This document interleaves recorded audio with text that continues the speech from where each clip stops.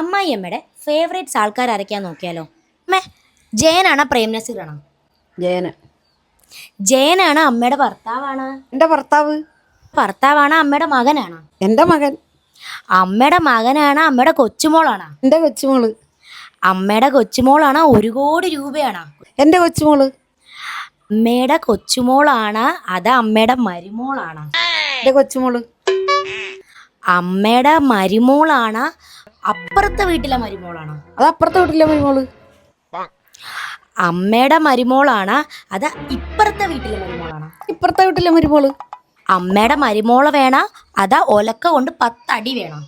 ഒലക്കൊണ്ട് 10 അടി മതി. അമ്മയുടെ മരുമോളെ വേണ അതോ 4 കോടി കടം വേണം?